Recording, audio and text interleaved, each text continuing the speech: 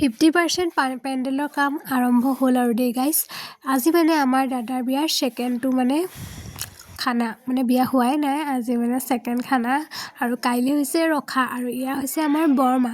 আৰু এতিয়া মানে চবেই যা যোগাৰ কৰাত ব্যস্ত আৰু আমাৰ এতিয়া খুৰীহঁত বৰমাহঁত চবেই মানে ব্যস্ত হৈ আছে আৰু এতিয়া মানে মছলাখিনি ভাজি আছে আৰু দাম নাৰিকল ভাজি আছে। এয়া আমাৰ মাহঁত চব বহি পূৰা কথাৰ মেল মাৰি আছে আৰু এয়া হৈছে আজি দাদাৰ বিয়াৰ দ্বিতীয়টো খানা।